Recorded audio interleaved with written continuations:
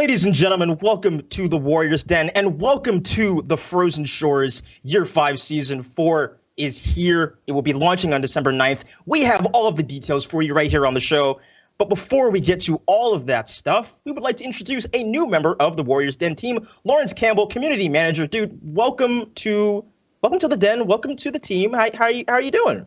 Dude, I am doing so great. I'm super excited to be here. I played For Honor since day one. Well, day and year one.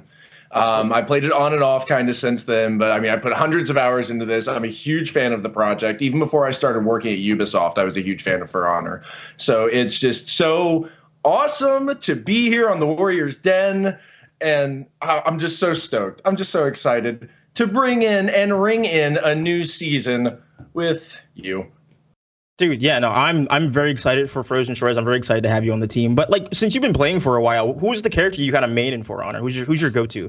Both Siege and For Honor. I main Valkyrie. I've got a really solid theme going on for Valkyric themes. I don't know. You just like intimidating people. So I mean, like that's yes. Totally, that's I like great. being scared for the most part. Nice.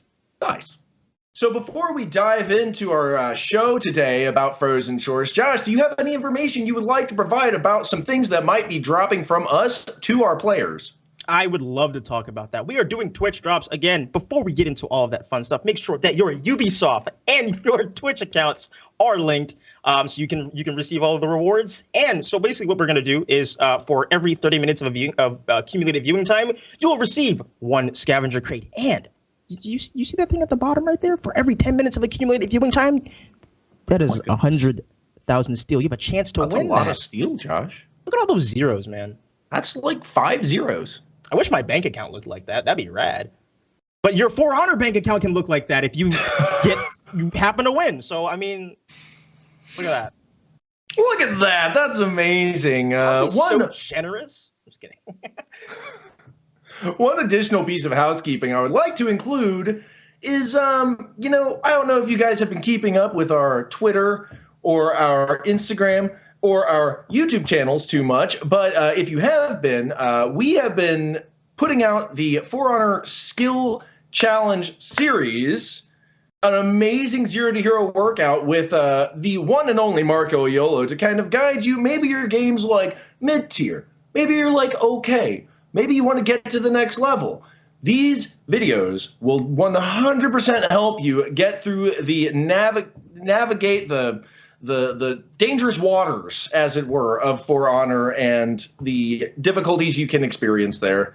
Navigate the Frozen Shores? Go to youtube.com/Ubisoft Game Plan. We are also posting these videos on our Twitter and our Instagram accounts, so please go check that out. Yeah, well, that's what we've got for housekeeping. So I think it's time for a little bit of a story trailer. Is it trailer time? It's trailer time. So we'll be back, but in the meantime, please enjoy the Year 5 Season 4 story trailer for Frozen Shores.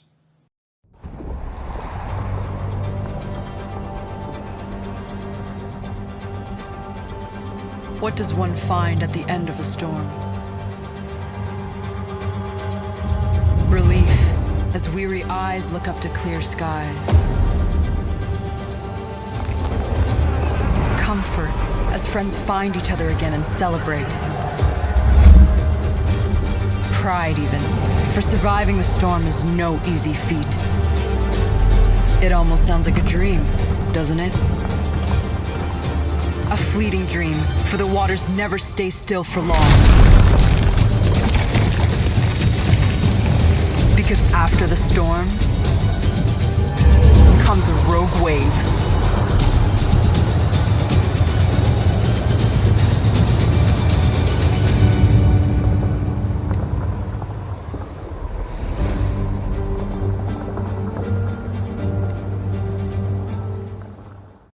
What an amazing trailer and what an amazing season we've got planned out for you guys. I hope you're just as excited as we are here. Brought some folks on to talk to us a little bit about what's going on for Year 5 Season 4 to dig in kind of into the details of what we got. We've got Nico here. We've got Elise and we've got Andrew. Andrew is unfortunately experiencing some technical difficulties, so we have this amazing, wonderful picture of him, but still here, still good, still kicking.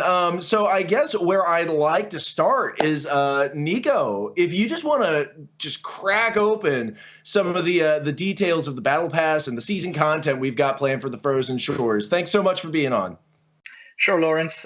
So yeah, Heathmore has gone through its share of catastrophes in the past seasons, right? Season 2, we've got the drought. Season 3, the flooding, and the winter is finally here to bring some calm, hopefully some respite. And, it might be cold outside. There's a lot of warmth in our heart as the holiday season is approaching. And with it, the Frostwind celebrations, which is going to be our main event launching this new season. The new season will also bring along a new battle pass with new fresh content for you to grind. Gameplay-wise, we have a bunch of new elements that are coming. We've got the Shinobi update. We've got some update to the Smog Bomb feat. And we have a new testing grounds coming at the beginning of this season. This testing round will be about another round of changes for Dominion, as well as some changes to the Conqueror hero that we'll be detailing later on the show. That is the first half of season 4. The second part of the season gets very interesting because we are bringing our new character at the mid-season point. So we can't wait to show you who this character is. Is it going to be a knight, a Viking, a samurai, a Wulin? We're obviously not going to tell you. So stay tuned for this. What I can tell is that it's pretty exciting, and this is a hero that's going to be shaking things up in a major way. So yeah, we can't wait to share all of that info with you. So that's going to kickstart the second half of the season, and there's still a lot to happen in that second part. We're going to have new armor variations. We're going to have a new round of the Covenant games. We're going to bring back the Black Friars Repost event. And of course, we're going to be seeing the finals, the major Dominion Series Championship to conclude our second competitive season. Fantastic. Very exciting stuff. Thank you so much for providing some insights into that, Nico. I'm so excited. I'm sorry. Moving into kind of a similar but different note, Elise is here to talk to us a little about, I think, the narrative of the next season. Elise, how are you doing today? I'm pretty good, thank you. And you? Excellent. I'm well, thank you. Really excited to hear what you've got to say about the narrative. Yeah, let's not get too chilly. But yeah, so just to bring you a bit of the warmth of the narrative for this season, beautiful text written by Ian, one of our game writers. Guess I'm going to just read the beginning of it because I know that players want to know more about the cool and shiny stuff. So the reading part is not always the most it's just to set things up, right? So the people of Heathmore were afflicted with rising waters and a devastating storm that flooded the landscape. Thankfully, the storm passed, and though the skies began to clear, a cold winter settled in. The high waters froze and snow covered the terrain. Ships were stuck in the ice, which only added to the odd serenity that had befallen Heathmore. So yeah, this season is like, as Nico mentioned, a time of respite, more like something a bit quieter, a bit calmer after like so many catastrophes, all those crazy climate changes happening.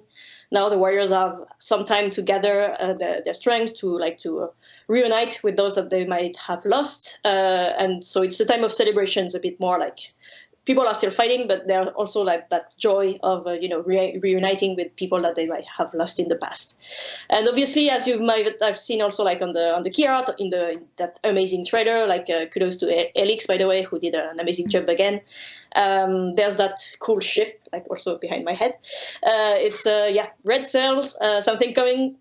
We can't tell you too much about it, but you will have some hints here and there, obviously, in the game, especially in the first half of the season. So yeah, keep an eye out and enjoy the story, I guess. Thank you very much for that, Elise. Some great stuff. And now, last but not least, the final facet we have of building the story. Andrew, you want to tell us a little bit about the direction you chose to take the art in for this season? Yes, sure. I mean, it's been a long journey that we took from the drought, wildfire, rain to the storm, and now everything is frozen as I am right now. Uh, it's like a calm after a storm. It's artistic approach. This is the most intense moment, which can be right before the climax, because you never know what will happen, or in this case, who will be coming into the hit more. The whole previous seasons were built for this moment to reveal something that is unexpected and something very special. We provided a little bit of tease in this TU. You're gonna see something is coming. It's a very visible behind the fog, and the winter's here, as well as some strangers arrive in the heat more. Unexpected guest in the battlefield, but no one suspects any danger from the frozen shore.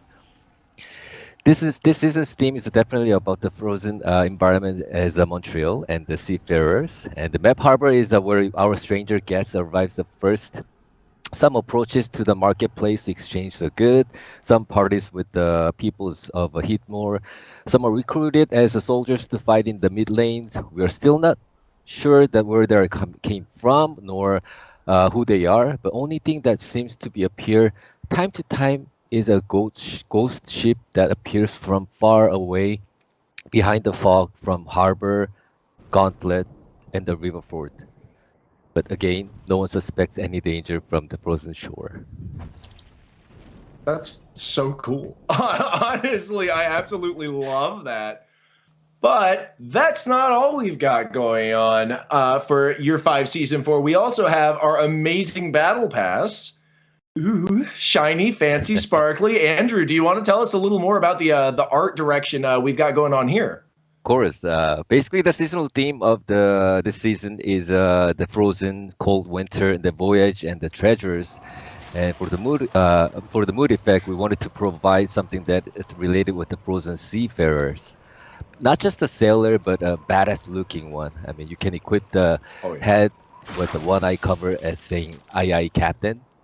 But you can, if you wanna be a bit more than a sailor here. Yes, we also have a captain version of it. Also, battle outfits.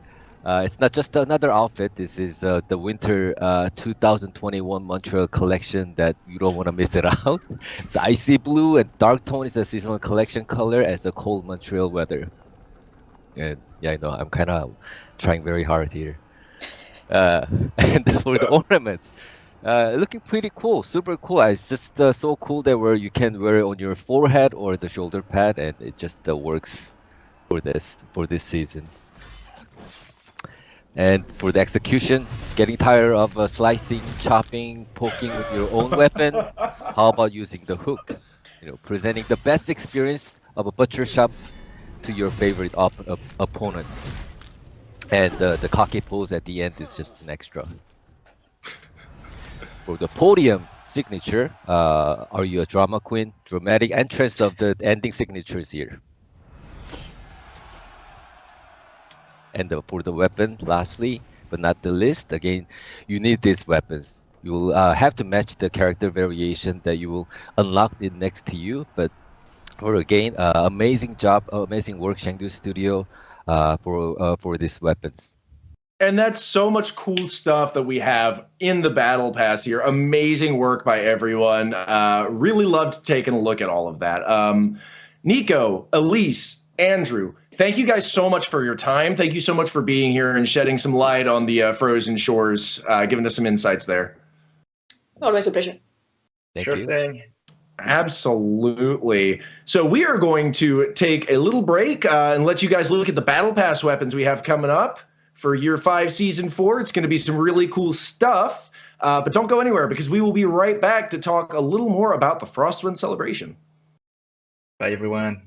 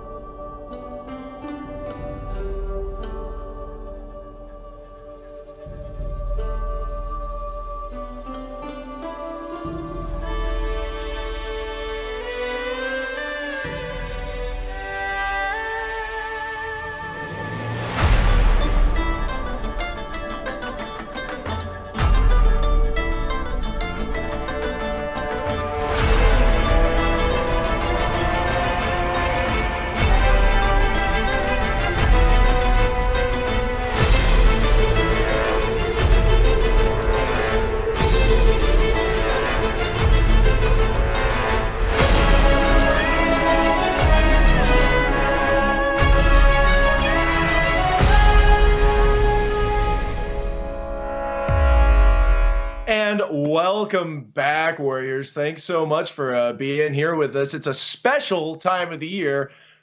'Tis the season for what exactly, Josh? Frostwind. Yeah. Yes, it is the season back. for Frostwind.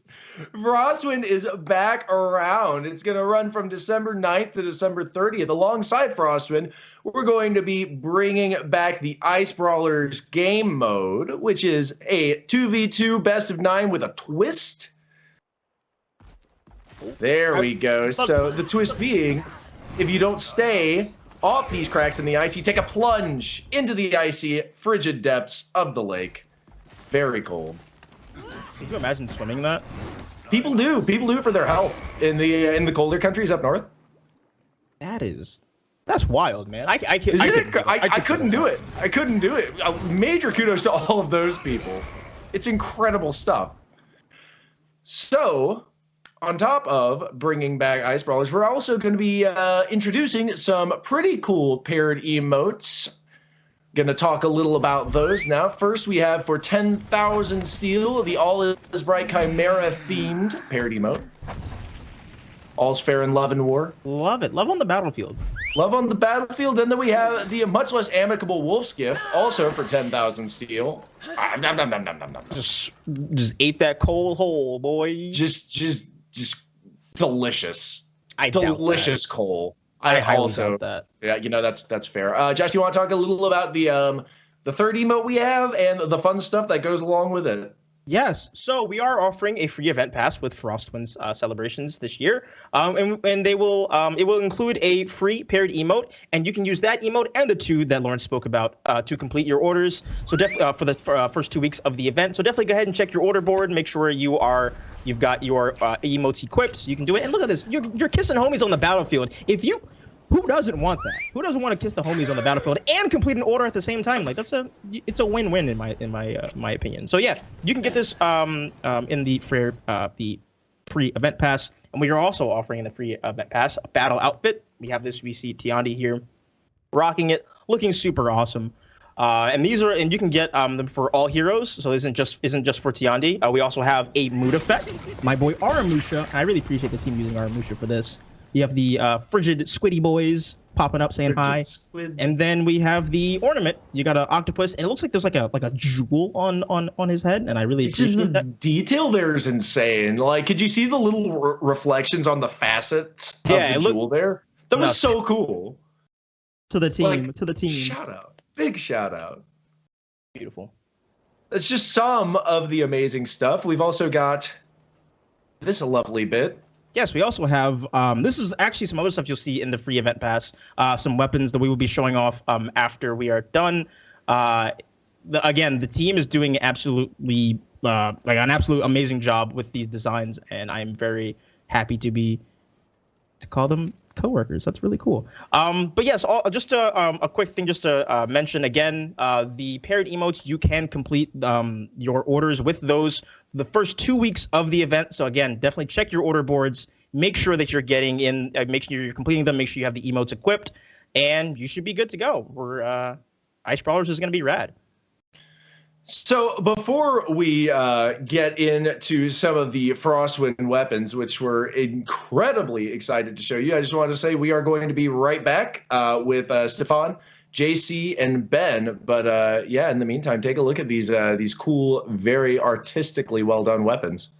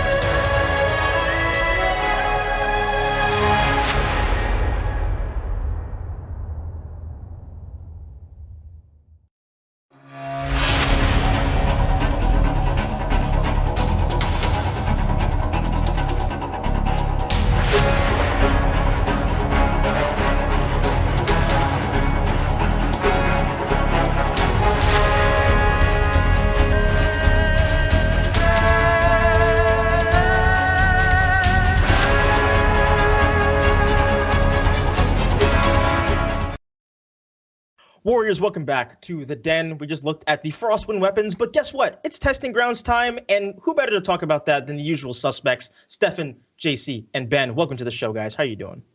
Hello, everybody. How are you? I'm doing all right. So we are going to be talking about the next phase of the testing grounds later on in the show. But before we get to that, we want to go ahead and give you a fight update, because we're going to talk about some changes that will be coming live with Frozen Shores on December 9th. We have some nerfs, and we have a rework coming and going live with Shinobi. So, Stefan, let's go ahead and start with you. Let's talk about these nerfs.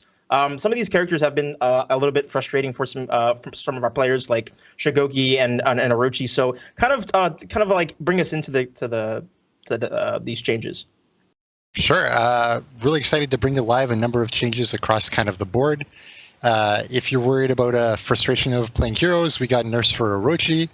If you're in Dominion series, top level players, we got nerfs for Raider and Shigoki. That should open up dumping out our S tier and hopefully making the A, B, C a little more interesting in terms of who picks what. We got Shinobi coming. That came from the previous testing grounds, which is really cool.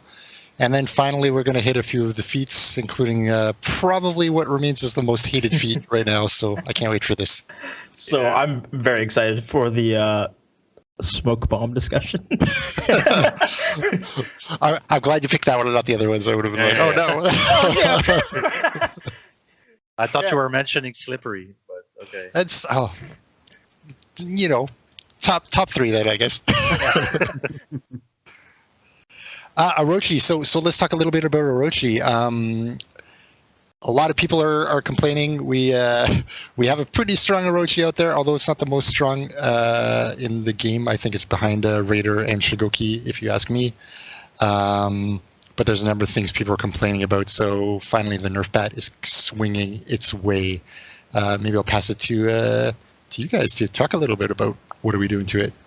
Yeah, all right. So the number one complaint we had with Orochi was Dust Devil, which is the infamous dodge forward kick. We added this move in the last revamp that we did on a character, and it's really good. And having its miss recovery being able to be canceled by a dodge is quite strong, and it's also like the number one source of frustration from players. So we've removed the ability to cancel its miss recovery by a dodge. You can still cancel the recovery if you hit with it. So it's not as bad of a deal, but it's still quite a nerf. Should make Orochi be a little bit less safe when you throw out that attack. Yeah, so quickly there, it's like if you believe that you deserve to punish when you dodge a kick, now you're going to get it. Yeah, pretty much, right? On top of that, Lightning Strike is no longer undodgeable. It can only now be delayed until 400 milliseconds in the dodge. So the idea here was that the intent for the mix-up on front dodge was kick and storm rush, and not necessarily lightning strike. Lightning strike is more used as a peel tool, so we wanted to make sure that lightning strike kept its peeling, so we didn't change when you can do it in the dodge. But now it's no longer a case of, well, I have to know if I'm going to dodge the kick or lightning strike or storm rush, or what am I going to try to do. So in this case, it's, well, if you think lightning strike or kick are coming, you can always dodge and you're always going to be okay. And the removal of the delay there a little bit ensures that you can't just do a super late lightning strike and still hit somebody who dodged. So those are the base challenges that Orochi faced, that we lowered them a little bit to make sure he's a bit more less frustrating to fight against, let's say. We've got our Raider next up, right? Raider, what's wrong with Raider? Right now, just quickly from the perspective here, I think, is we believe Raider and Shigoki are probably the two ST heroes in Dominion. We're seeing them in the Dominion series quite prevalently. So our kind of feeling is if we can nerf out these two as our S tier, maybe they'll go to A, and then therefore we'll see a bit more variety at top level play. And I'm sure some of the frustrations will also go down for full population. So, some of the things we've done here, we can see them, is that we've lowered his HP. He's now 130 down from 140. The reason there is that we want to make sure that he doesn't have as strong a trading capability as he does before. We love the armor. We love where it is, the timings, all that sort of stuff helps Raider really shine in group fights. So that's very good. But at the same time, his HP being at 140 meant that you needed to land one more heavy, or you had to work a little bit harder to be able to get him down. So with less training ability, it should be a bit less oppressive and harder to fight against him once you win. We've also had we've got a lot of complaints, rightfully so, I think, about the knee attack. So this is what happens after you do a stampede charge. And the problems with it was that it was draining too much stamina. So when you did a stampede charge on somebody, you would drain 50 stamina off of them, which is rather high for like a throw, on top of being able to just like ledge them or throw them into traps or whatever you want. So with knee no longer draining stamina or stunning, the functionality is still there. You'll still smash people into the wall. You'll still need them, but the knee won't drain stamina anymore, and it won't stun. So you still have that. You still have the guaranteed light afterwards and stuff.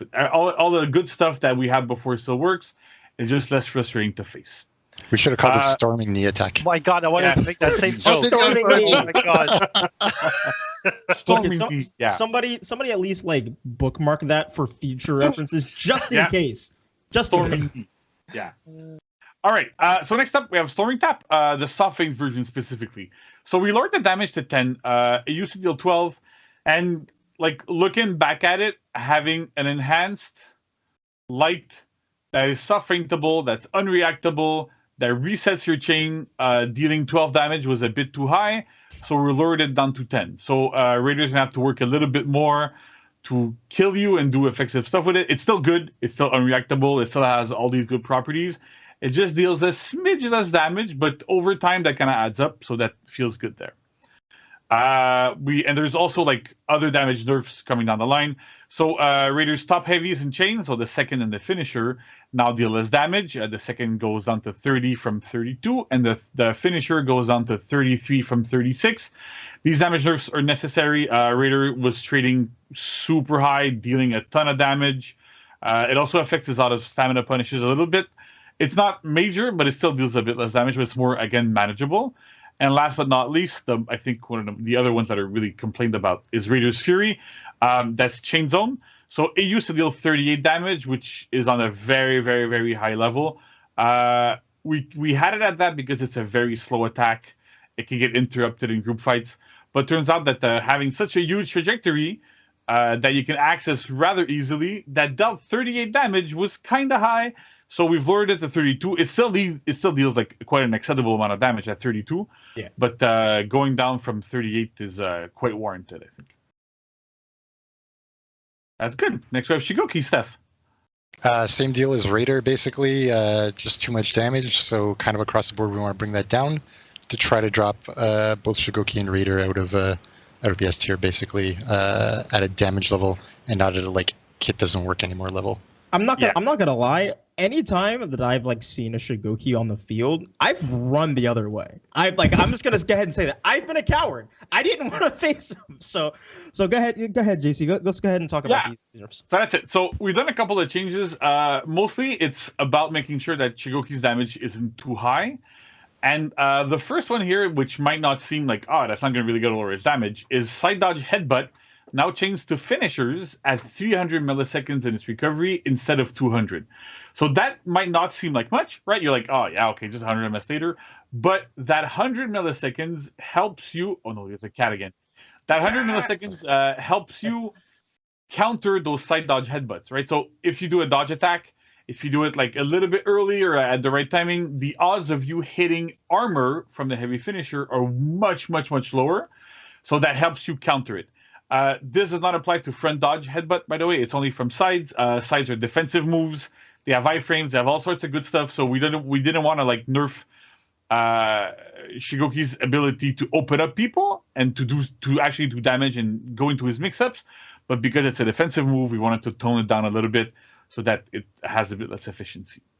On top of that, we have Demon Ball. So Demon Ball's recovery has lowered by 100 ms, and the opponent's recovery is down by 300. Those numbers might look arbitrary, weird, what's going on here. The main reason for these is that when a Shigoki would guard break you and then do a Demon Ball, and you would go against the wall, which happens super often in ranked duel maps, Shigoki would get a free Demon's Embrace every single time. With these new timings, Shigoki does not anymore, so it doesn't create as much of a health swing off of a single GB, especially in ring duels. But in a lot of maps too, like you could like knock people down to a wall and then just get like a really, really large health difference. And so because of that, we wanted to like change that a little bit so that it's a bit more manageable. I think he even got like a top heavy, right? Yeah, you would get a top heavy, you get a bunch of stuff. So at least with this, like you still get, like you can still get stuff, you still get a light, but you're not gonna get a heavy, you're not gonna get Demon's Embrace, so that works quite well. It balances out Shigoki's damage quite a bit there. And on top of that, we have also other damage nerfs for Shigoki. So most of his heavies got nerfed. The charge heavy openers, side and top, both got lower damage. They're both going down by 4. So charge side heavy is 28, charge top heavy is 30. And uncharged heavy finishers now deal 26, down from 31. And the charge side heavy finishers is down by 6, as well as the top, so 30 and 32 respectively. Those damage, like, they're still high, right? But part of the reason why Shigoki was so strong is partly because of short-tempered, which we're going to talk about in the next slide. But basically, short-tempered made sure that Shigoki would get massive damage in group fights. Those charged side heavy finishers, like that dealt 36, would end up dealing like something like close to like 42, 44 or something. So it was like super, super high. Yeah. On zone property attacks, you would hit like 4 people around you.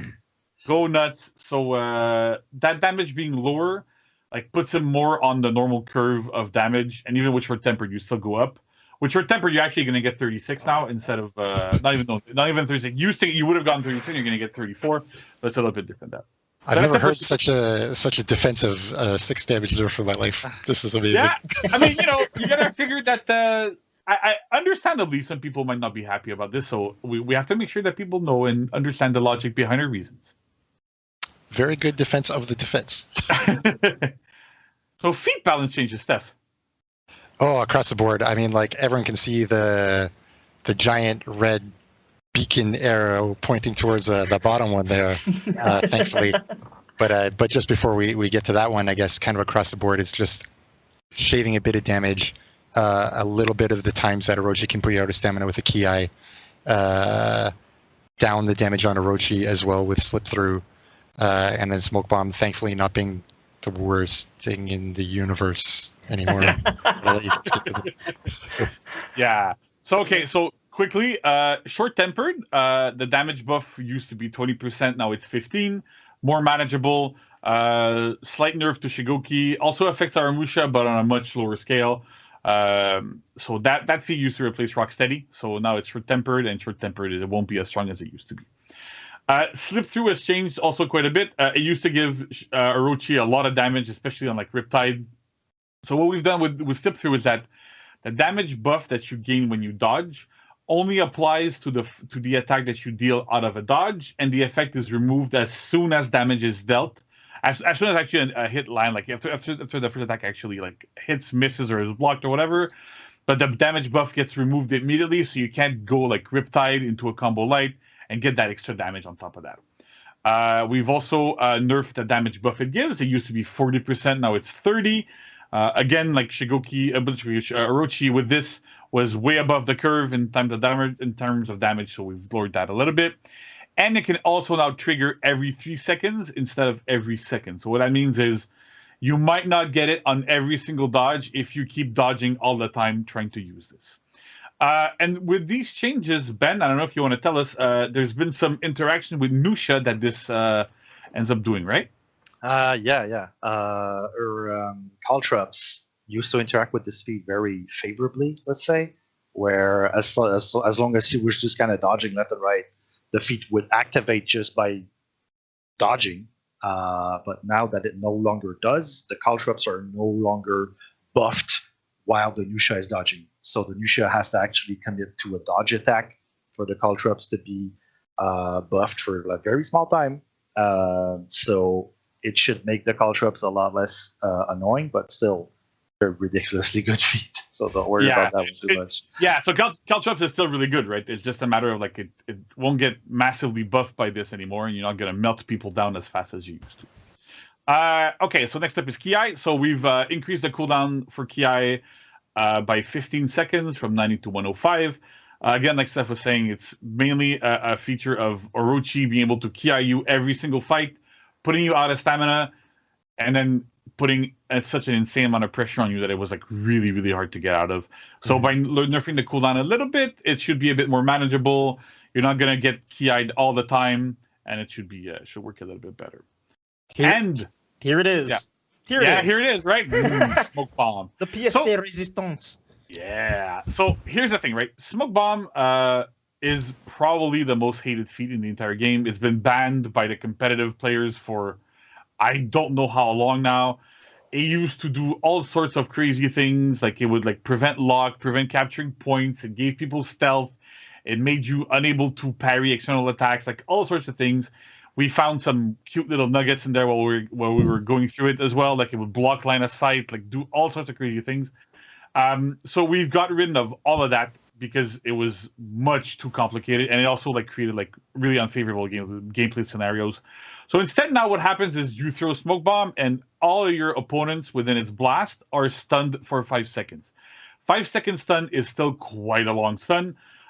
You can use smoke bomb a bit more efficiently while you're in a group fight. You can go run up to people, throw a smoke bomb, then they're going to be stunned, and then you don't see indicators for 5 seconds. You can still throw unblockables, do all sorts of stuff. They're still probably going to land, but they're going to be able to be dealt with and parried and all that sort of stuff. And you can still throw a smoke bomb, stun people around you, and then just run away. And they're not going to see your indicators. It's a bit scarier. So it still works, not as efficiently as it did before, but you can still do stuff with it. But you can no longer just go, hey, look, I'm on a zone. Smoke bomb. Oops, you can't capture it. So that was a big thing there. Thank goodness. Yeah. Whatever the functionality, I'd be happy. All right, so now we have Shinobi, right? Yep. Yeah, let's do Shinobi. Basically, we had some testing grounds for this hero. We made a bunch of edits based on the 2 testing grounds that were there. Finally, we're ready to go live with a set of those changes before and a few more edits. So this will be exciting. One more hero from the both the dumpster and the strange, frustrating universe to hopefully viable at this point. All right, cool. Yeah. So, quick recap. So the feedback we got from the testing grounds was much more positive than the first time. We still had to do some changes to make the character more viable and make it more workable. So let's go through them round. So first up, we're gonna have front roll, right? So front roll, really cool move. It was good, but it wasn't as good as it should be. So what we've done is we've made it have a very high amount of iframes. So it's 600 milliseconds. As a note, basically you can cancel out of your front roll into like a flip kick or sickle rain or whatever at 600. So you're essentially full iframe until you actually do those attacks. That's quite good. It is now 900 milliseconds, down from 1,000, so it executes a bit faster. And on top of that, as a little bonus, we want people to feel as if it was a dodge. So it also changed to double dodge. So you can now do front roll, double dodge, like smoke dodge for some people, if that's what you want to call it. But you can front roll dodge and really reposition yourself in group fights and do all those sorts of good things. It's super interesting, works much better than before, and also has like more utility. So backflip. Backflip is similar to front roll, right? So the idea is that we want to have front roll and backflip to be very, very, very similar in feeling. Feel like they're dodges, feel like you can avoid attacks with them, and also chain to the same attacks as one other. So backflip now also has 600 milliseconds of iframes. Super good. You can avoid attacks, all sorts of stuff with it. It's 900 up from 600 milliseconds. So, but you can still chain out of it at 600. So you can go to sickle rain into kickflip now also. So you can do backflip into kickflip or backflip into sickle rain. You can't go into front roll anymore because that ended up being more frustrating for players than anything. You couldn't it was hard to reinitiate with a Shinobi after you did a backflip, and so we wanted to make sure that Shinobi could actually backflip into an attack that was working. I know a lot of players, it's one of the big feedbacks we've gotten, that people wanted to have the range heavy back after backflip. We've decided to remove it because the biggest issue is if you can't target swap it, it's pretty much useless. And we don't want it to be target swappable because then we go back to the issue we had in the first testing grounds which is you can get an off-screen, unblockable, bump, unreactable attack, which feels extremely bad. So instead, we've focused on having Shinobi having these tools where he's slippery, gets in and out, does all those cool things, but is still not super frustrating as he used to be. The specificities of like just how problematic such a move is like if it's not controlled by a cooldown like a feat is, like projectiles are in that sense, or you don't have a certain risk to doing it, like Shaman will move quite heavily forward and be punishable because she's now within your range when she misses. Then it becomes very hard because like Shinobi's still super far away. How can you punish a thing that you've dodged or missed? And if you're dealing with group fights where Shinobis are 8 meters away and slapping you for free constantly, like it's a bit difficult.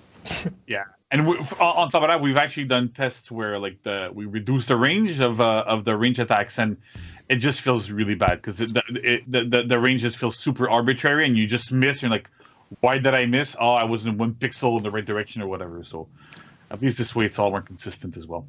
Yeah, if it came with a cooldown, or if it came with like your body moves within range of the tools of the opponent, that would be different. These are moves that work, but this is not how this one works. So exactly. All right, next up, flip kick. Right, so again, in keeping with the theme of having Shinobi being really slippery, being able to perform really well in group fights, but really offensively, you can now target swap flip kick. So you can do front roll target swap flip kick, back flip target swap flip kick. So again, like people that want to range heavy there, you can still you're going to be able to do a flip kick instead. But as Stefan said, because you are moving with your flip kick and you're not just like off screen doing stuff, it's a lot more manageable. And to make sure that it actually reaches people, you can now move forward slightly more when you're using it. So it feels much better. So that's pretty good for that attack. So next up, front dodge. So, oh my God, I see a new option here. I don't know what that means. So front dodge kick is back at 300 milliseconds. And in front dodge, we had tried it at 200. For Shinobi specifically, the experiment did not work because he didn't have another attack. So as soon as you would say Shinobi like front dodge, you would just side dodge and you would avoid everything, right? So it wasn't necessarily good enough. So we put it back at 300, but on top of that, we added a new attack, which is a front dodge heavy.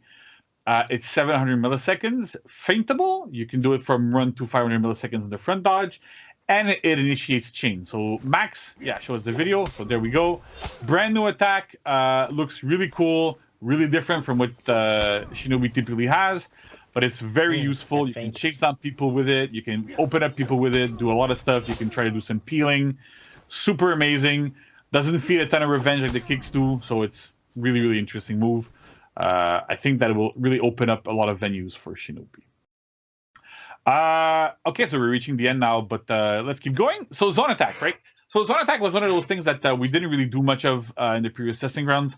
And Shinobi's zone attack actually still felt quite lackluster. Like it's quite good in the lane. Like it's actually one of the better lane clears. But at the same time, you wouldn't really use it in group fights or whatever because it was kind of bad.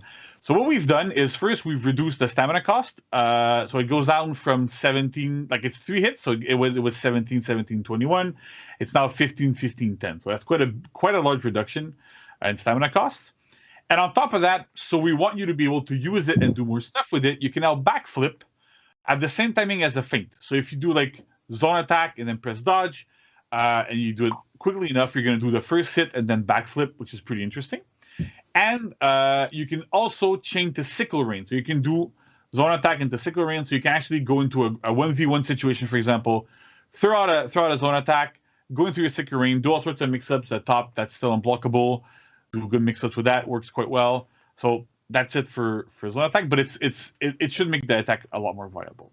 And then last but not least, on Shinobi, there's a couple of other changes.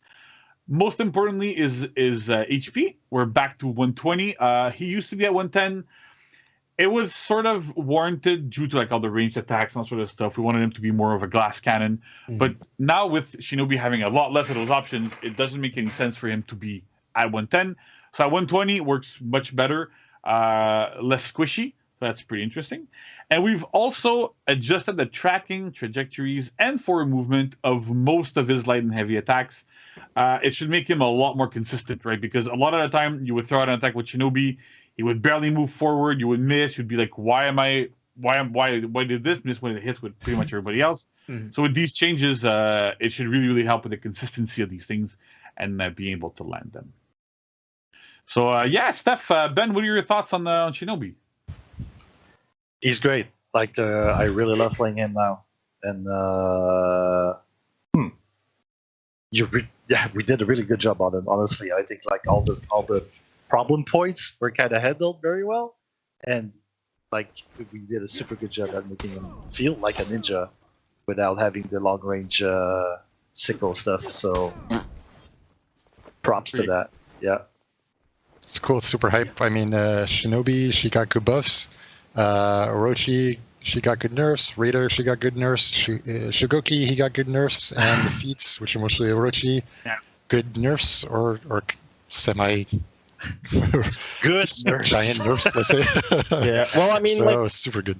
Yeah, so we'll definitely get, see how the community kind of feels about it whenever that comes out on December 9th. Everything we just talked about will be launching with Frozen Shores, so definitely once you update your game, go ahead and try out Shinobi and Shigoki and Orochi and all that stuff and send us your feedback. But now, let's go ahead and dive right into the new testing grounds, which will be launching December 30th and running to January 6th. Ben, we have some very interesting stuff. We have some Dominion stuff that we want to get into, but we also have a rework as well. So let's go ahead and dive right in and start with Dominion series. All right. Happy New Or Year. Dominion. Sorry, I'm thinking about the Dominion series because like I love Dominion. Just Dominion. My bad. Just you have Dominion. the floor. You have the floor. All right. So just a little summary here. We had 2 weeks, right? We had 2 weeks of Dominion feedback to go through. The first week was one set of values and the second week was another set of values. So in the first week, when we looked at the data, we saw that the matches were too long. So like a good minute longer than the usual live matches. And less people were getting to their feed 4 than on live. And we saw that we might have been a bit too harsh on the minion lane. So those were kind of the main takeaways. And then in the second week, we saw that like on live, about 58% of people get to their feed 4 in a average Dominion. On second week, 44% made it to their feed 4. So that was clearly something we needed to tackle. So by making the length of the matches exactly like on live, which we thought was a win at first, but we also needed to take into consideration the renown values that might not have been high enough for people to reach feed 4 in that amount of time. But we also saw that we had a perfect point split between the capture zones and the minion. So what do? We're pretty happy with where the renown is. We just feel that it took too much to get to your feeds. So what we're going to be doing for the second TG is drastically lower the thresholds. So as you can see in the image, feed 4 is now 320. So we're hoping that by lowering it this much, we're going to get back to the about 58% of people getting their feed 4 by the end of the match. On the next topic, we have the capture speeds. That one's a bit of a trouble spot. Like a lot of people have strong opinions on that one. Some people wanted the team aspect of, if you go as a team, you get on a point, it goes faster. It made sense for a lot of people. But in the end, we decided to keep the aspect of always the same speed, no matter how many people are on it. There are pros and cons to this, but we feel that the pros are outweighing the cons. So on the pro side, we have, well, you're going to start healing faster. You're going to start making points faster. You're going to have a easier time getting out of breaking. And it's going to be easier to capture and prevent infinite contests. So that would happen sometimes on the small maps like Beachhead, where a point would be contested the whole game. So because now it's a bit faster to capture, we can hope that it will change hands a bit more often. And on the cons, we have maps like Beachhead, that is definitely going to be defender favored with these values, because then the defenders will always be able to go get the points before they can be contested. So that's kind of a bummer. It's going to be slightly easy for dead balls, still harder than lives, because if you had 4 people going on a point, it used to take 0.9 seconds to capture. It's going to be 4.5 now, and it's going to be slightly harder to defend. So obviously, 1 less second to go back to your point to prevent the back cap is 1 less second. But we feel it's less of a a negative than all the pros that I listed earlier. Because it should be hitting the death balls more than a solo, right? If you're a solo who caps a zone, it's going to take you the same amount as if they spent 2 or 3 or 4 players to spend a zone. So if you've got 4 players running around the map killing everybody, and you have 1 player backcapping, that 1 player isn't wasting their time. It's actually worthwhile now. Yeah, exactly. And so as a summary, as I said earlier, we're not going to be changing the renown at all. To be honest, we tried the defending zone a little in our tests, but as soon as we made it to like even 5, we found that it gave you a ton of renown for just playing the game normally. It didn't feel like we were really getting that by spending any amount of effort. So we're keeping it at 0, keeping the same values as week 2, because we feel they are pretty spot on. And on the next slide, we have the points, which again, we reached a perfect split. Like on average, minion lane gave as many points for a team as both points together. So we feel that these values are super close to where we want to be in the future. And as an added bonus for people playing in the TG, we have a new UI gizmo that the UI team helped us develop. So if you look on the top left and compare it to the top right, you see that we now have a we call it the renown widget. So basically, every time you gain renown, it's no longer going to be lost in the text log of people going good fight, good fight, good fight, congratulating you for being a good Orochi player, all the capture points that you did, and all that stuff. So you're going to be able to see the renown that you just gained for a kill, for a minion kill, for capturing, for boosting, all that good stuff. And you're still going to be able to see whoever you kill, so that you can be happy about getting that troll that just keeps killing you with Orochi. This might not seem like much, honestly, but when we've been playing with it for a little while now, it makes things so much more easy to understand. Like seeing the exact amount of renown you got is amazing. And right by the renown meter, which makes total sense. Yeah, exactly. Right. It just makes so much sense. So Stefan, you want to bring us to the next one? Yes. I guess we're going to Conqueror now. Yep. Conqueror work. Let's go. Sorry, Conqueror. So what are we trying to do here? Do you want to launch it? You go, please. Okay, quickly. The one kind of major one I'll talk about is like all the offense is concentrated into one spot. Dodge forward or counter side dodge, shield bash into guaranteed light into sit there menacingly is Conqueror's kind of offensive game plan. Menacingly being the keyword here. Like I'm always scared because it's all you're gonna see is gonna bash you with his shield. And otherwise, like when you look at like the zone info block and stuff like that, it's like Conqueror sits in the lane, surrounded by minions, target swaps to the minions. You cannot hit the Conqueror unless you have a bash that you can put in the hole between the zone. And you're like, what is going on? This is extraordinarily frustrating to fight. And it's not, I mean, maybe some Conqueror players love it, but I mean, like, I don't know. It does not seem exciting to me. Yeah, and on top of that, like that was like, it's borderline an option select, right? I think Conqueror is the only one that was basically still had an option select, because if you threw a regular heavy, a regular light, or whatever, Conk could just zone and parry you, or by the way, I'm gonna go into my zone and I'm gonna block it. So I think that's a big. We're gonna have a big win there as well. Definitely a lot of jank with this move, so let's try to clean it up a little bit. All right. So we're gonna go like step by step. Like at the end of this, you'll be like, "Is this even Conqueror anymore?" Because there's a lot of stuff to go through. So the evolution your heart. Oh my god, yeah. All right, so charging stage. So to be clear, charging state is before you are fully charged. All right, so now you can start charging while you're in a chain. Anytime you can do a heavy, you just hold that heavy, and he's going to start charging.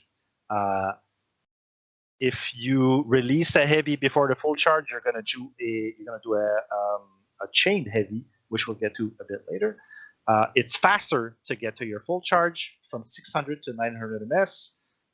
You no longer have any defense while you're in this state to kind of balance it out to make it more of a offensive thing more than a defensive thing.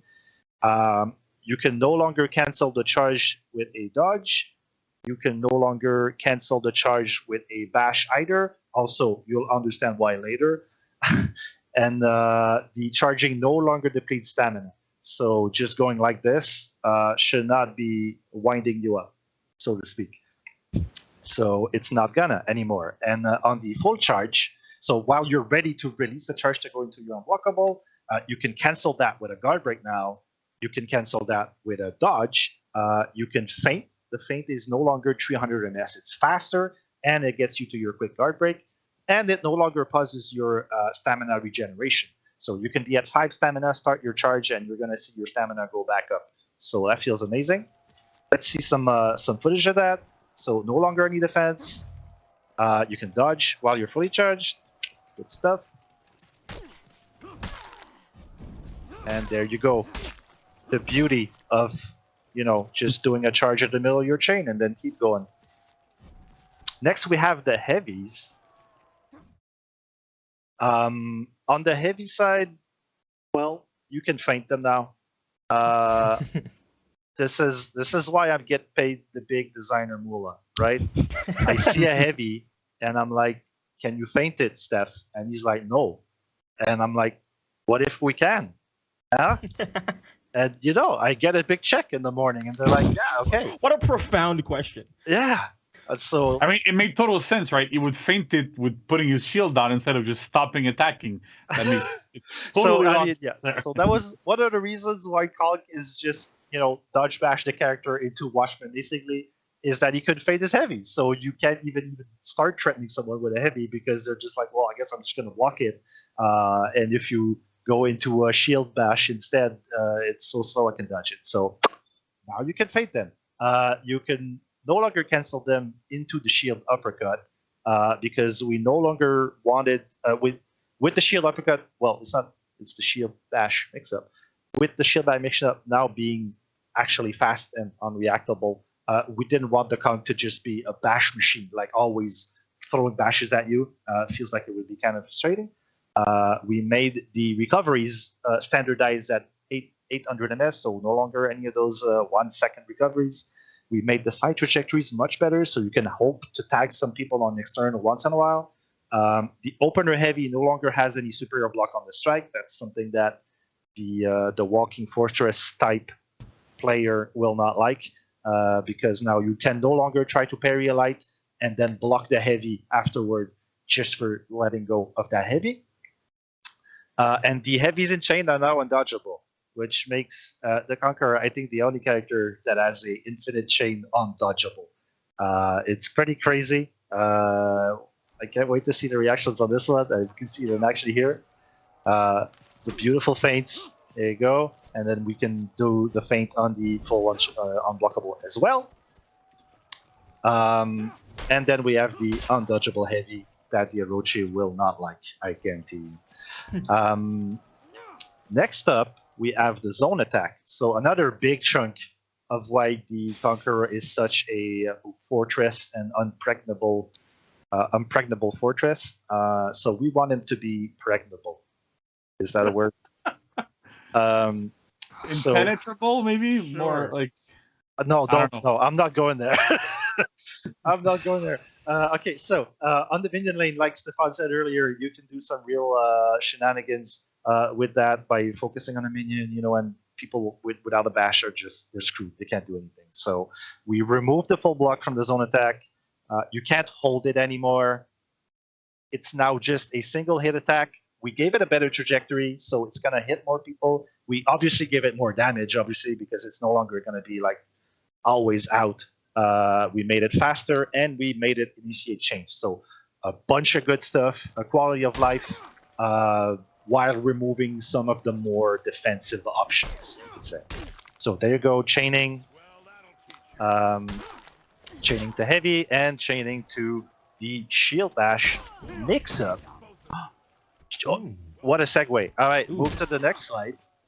Boom, shield bash mix-up in chain. So that's your shield bash in a chain. Again, this is why you didn't want to press buttons with Conqueror before.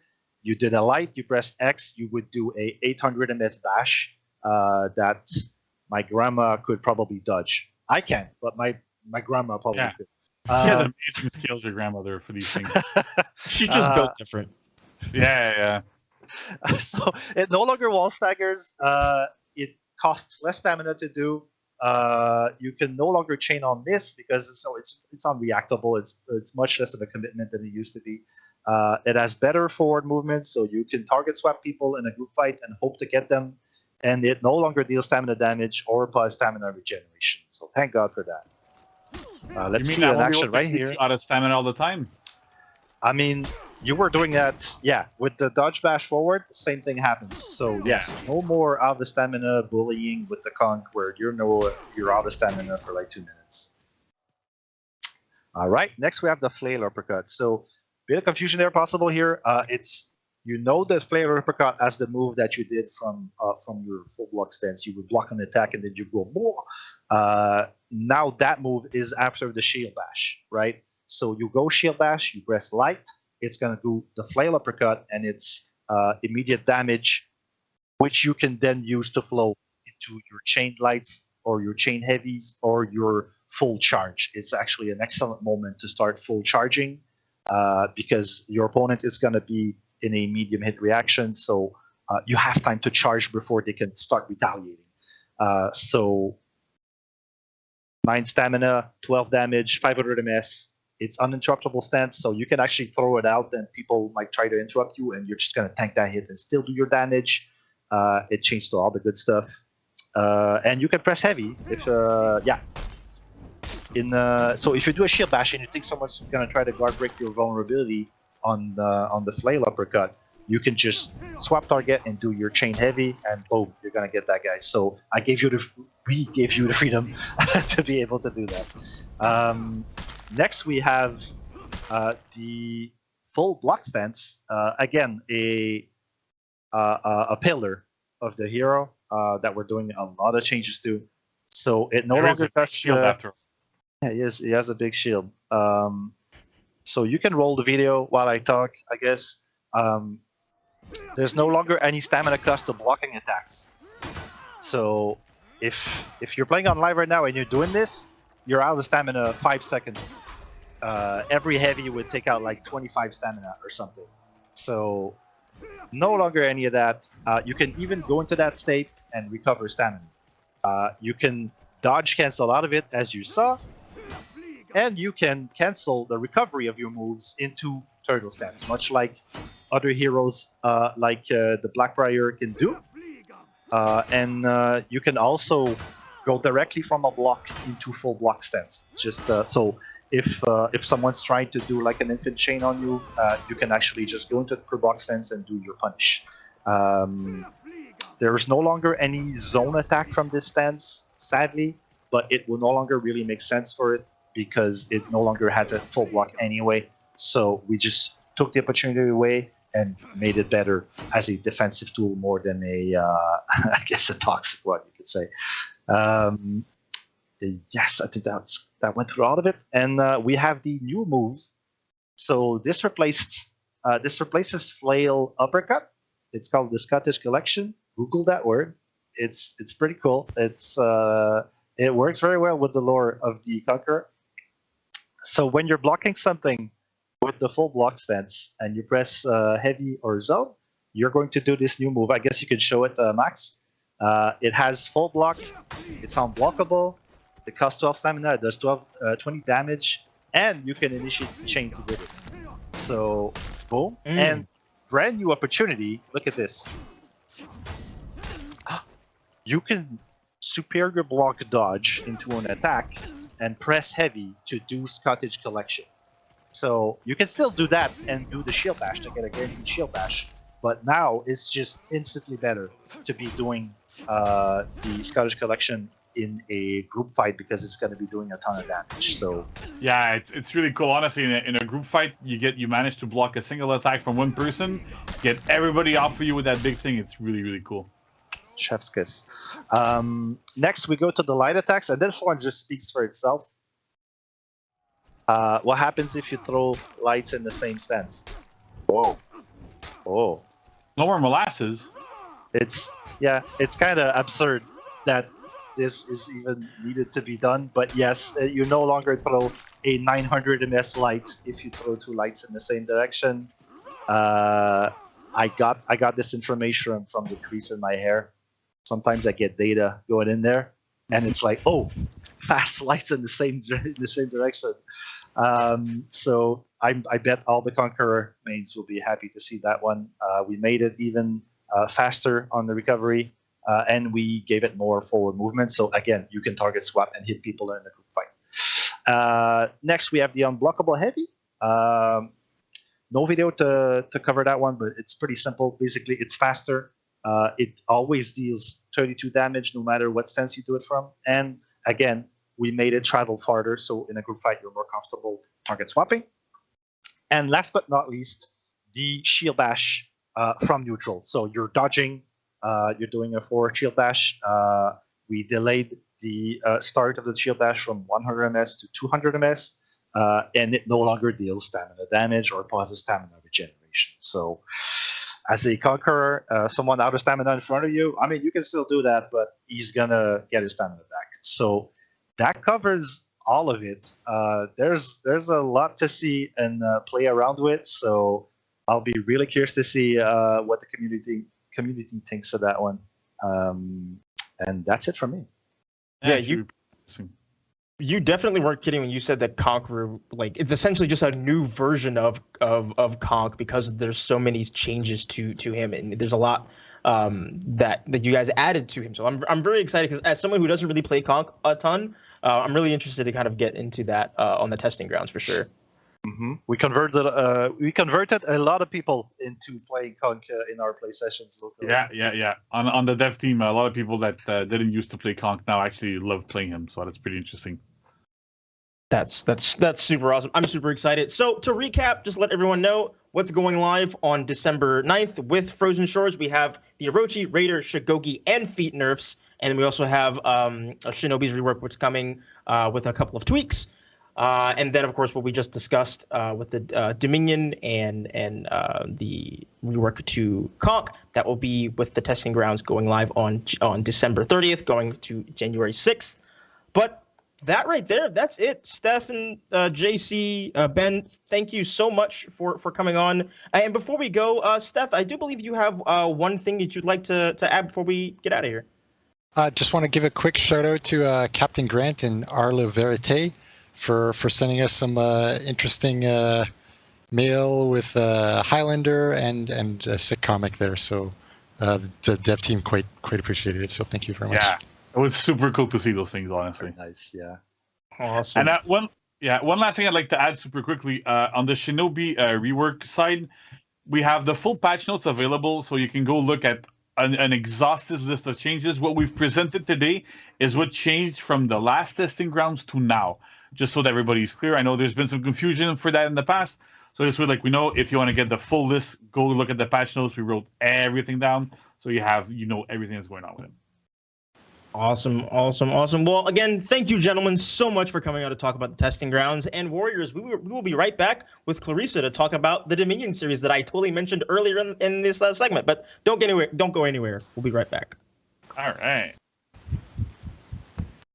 And welcome back to the Warriors Den. Thank you very much for returning. We just recently had our Dominion series on the 27th of November. It was amazing. And here to talk to us a little about that is going to be Clarissa. Clarissa, thank you so much for being here.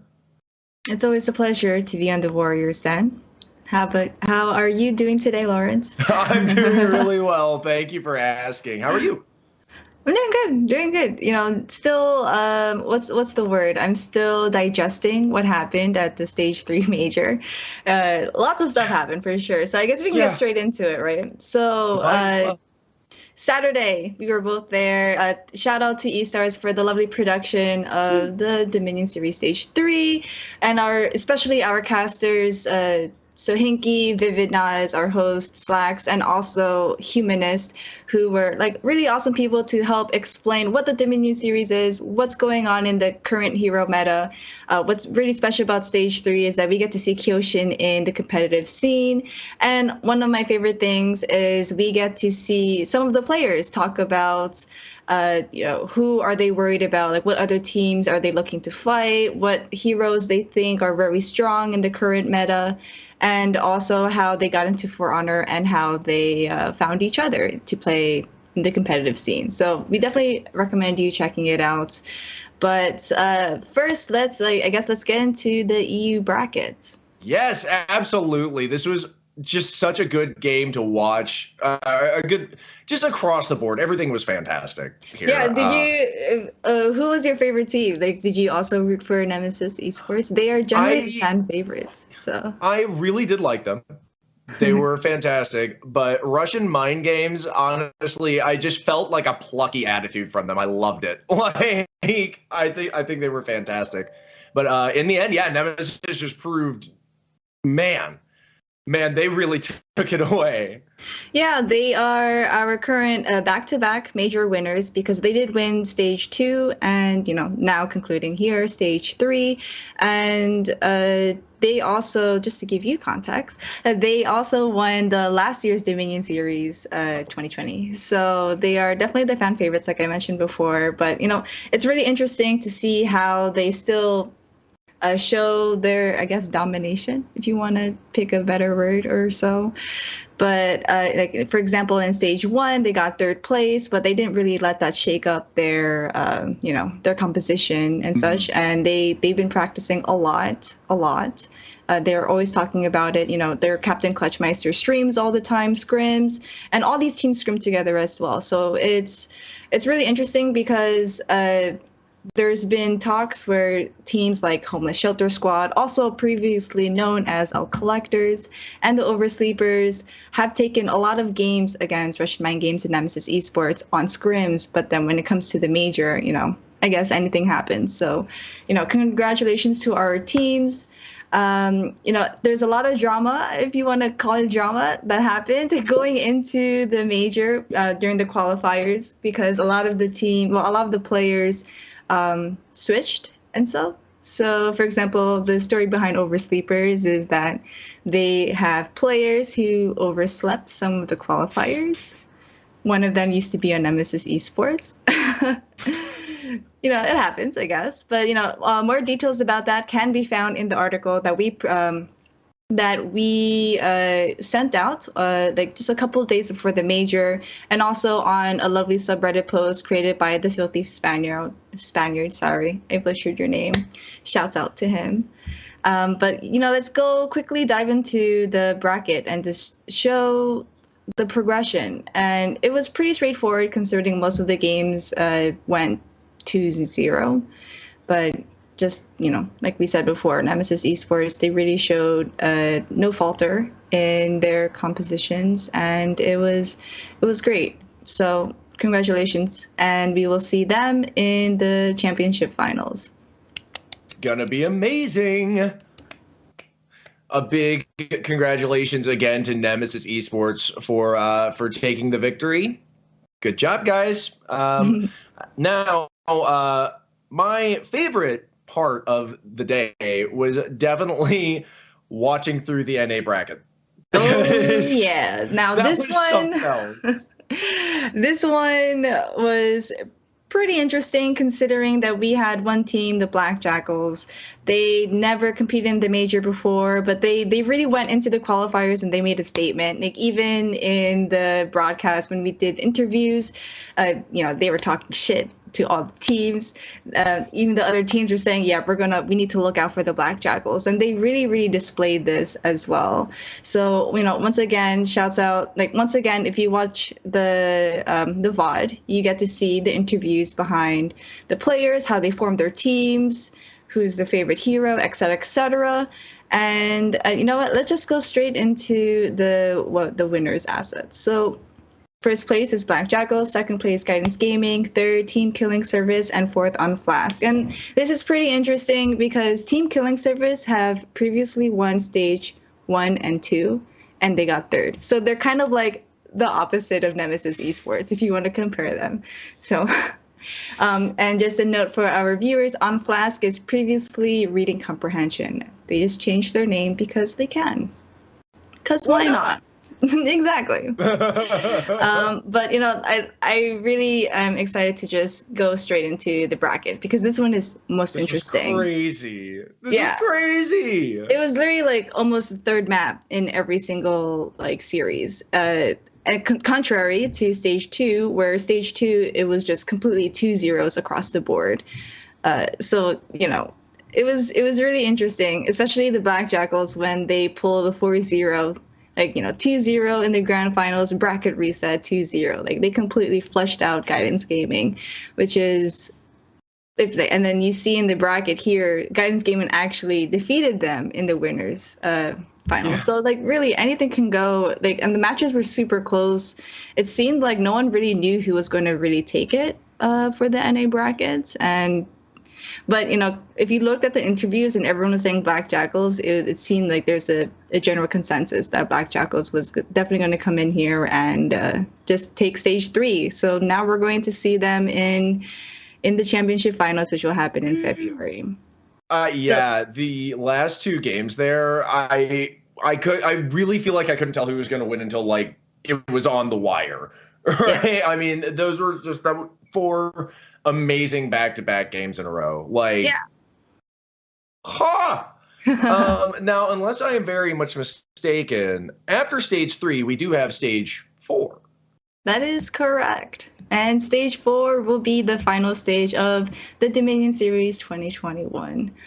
So it's going to follow a different format compared to 1, 2, and 3, where there are only 2 events this time around. It's the Last Chance Qualifier, which will happen on January 15th, and February 12th with the Championship Finals. So just to quickly touch upon how the Championship Finals work, after Stage 3, the top 3 teams with the highest points, circuit points, automatically qualify for the Championship Finals. So you can definitely guarantee that the winners of the major from Stage 3, Nemesis Esports, Black Jackals, will definitely be at the Championship Finals. And the 4th team that will go into the finals will be determined at the Last Chance Qualifier. So if you want to look at the leadership board and find out more information about how the Last Chance Qualifier works or the championship finals, you can find that all at battlefy.com/Dominion Series. And we will also give you more details about the Last Chance Qualifier once we progress towards January 2022, which is weird to say 2022. So it doesn't, I feel like it doesn't flow as well. Like 2022, I don't, 2021, 2022, it just doesn't. Oh, man.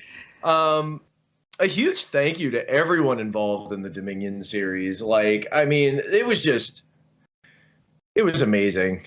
Yeah, I agree. It's, just to quickly touch upon that, we have a lot of people behind the scenes in the community who helped our casters learn the game, give them more information about the competitive scene of the players, help the broadcast and such. So it's all a collaborative effort. Like I mentioned before, shout out to our casters, our on-air talent, I'll call them that, and the E-Stars, Battlefy, and even the players for competing as well, because, it was a long stream, but it was all good stuff. So it was some of the best For Honoring I've seen for Honored. Exactly. It was so cool. So we are going to cut to some highlight clips here, I think, to show off a little bit of what was going on during the Honor Dominion series.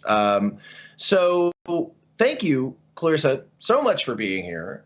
Always a And for pleasure. providing all of the insight that you have. It's been amazing. And then, yeah, we're gonna after that spin towards the wrapping this thing up. Thanks so much. Don't go anywhere. You got Spark, already got the bow. We got tier 2s across the map for all members. And if you let these point deficits increase too much, then all of a sudden you just have a power disadvantage when it comes to these team fights. And there we go, Arrow Strike, just finishing off Franz there. And that's what we talked about. If you let these point leads run away too much, you're losing out more than just hard points. You're losing out on power when it comes to the map. Still stalling on the point. They do have the point lead. Don't need to do anything crazy, just need to dodge enough.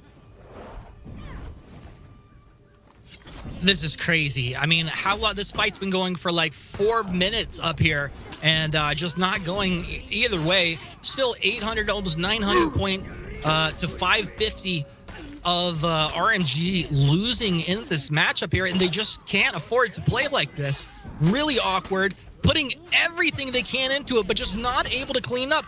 Mina B, Spark up against the edge. Revenge will come out, and that's exactly what you want. Unlocking Mina B. Mina B with no fear will jump in, try to just land this damage right now. Can Mina B do it? Darrow's there. No! Darrow is going to be able to get it. Mina B falls down, but guess what? Hey, my name's Soul Lips. I'm over sleepers. It's fairly close. It looks like Nemesis is going to be able to wrap this up. Revenge triggered off. Yoger's going to try and get some damage, but I doubt he finds himself a kill here, let alone two kills that he would need, and to buy a little time for his teammate.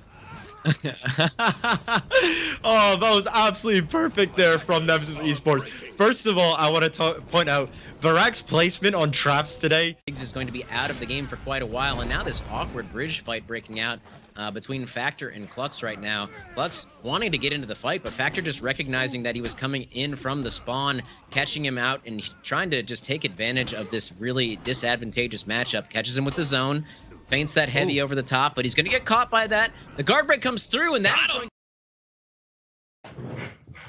Oh, don't mind us. We're just navigating these frozen shores, ladies and gentlemen. What a show this was. We talked about a lot of stuff. We talked about the realization for the season, everything that the team has kind of looked at for inspiration. We talked about the testing grounds phase, which will be starting pretty soon with this new season. The Stage 4 Major. Massive thank you to Clarissa and everyone else who came on the show to talk about the season and all of these fun things. And yeah, let's go ahead and kind of start wrapping the show with some things that you can kind of expect to see with the season come December 9th. Frostwinds is coming back. Ice Brawlers was a massive fan favorite when we did Frostwind last year. That's coming back as well. And yeah, we also talked about the Skill Challenge series, didn't we, Lawrence?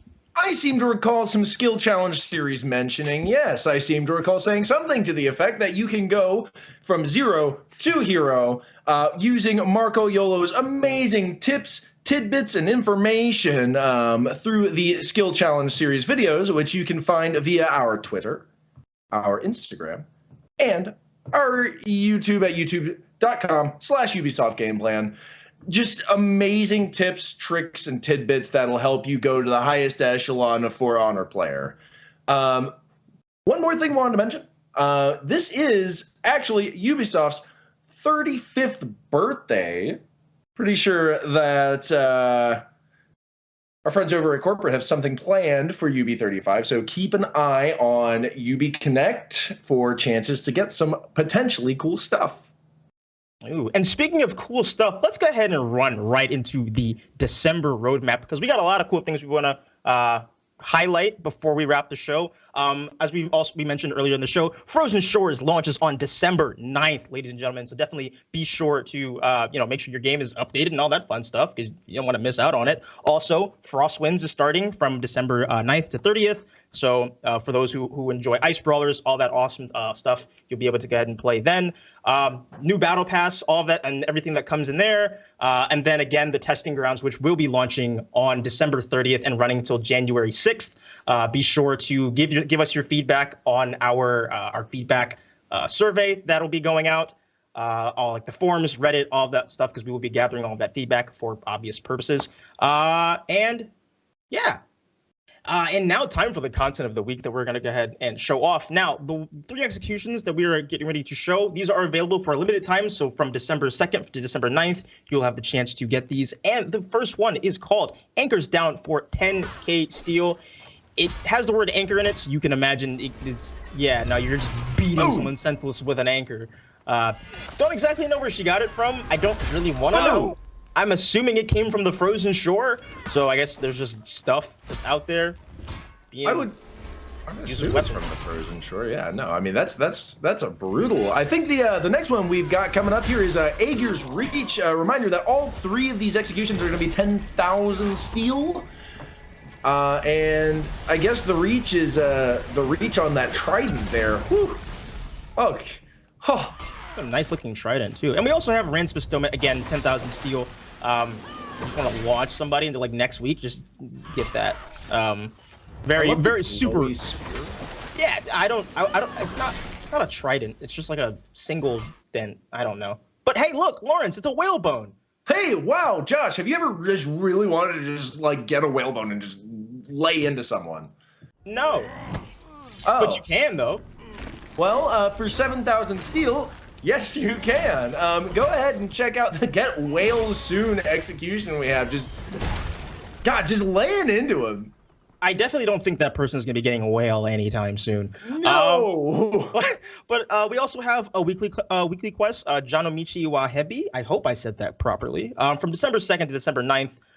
This is available for Marching Fire owners. And yeah, also we have the Executioner Challenge. Be the faction with the most executions performed. Again, this runs from December 3rd to December 6th. So I don't know, grab your faction, boys, and get it going. And also just another mention of the For Honor Skill Challenge series that we are doing with Marco Yolo. You can check all of this stuff out on our YouTube at youtube.com/Ubisoft Game Plan. And yeah, Lawrence, take us out, man. Take us out. What a show. What a wonderful first Warriors Den for me. Thank you so much to everyone that came on.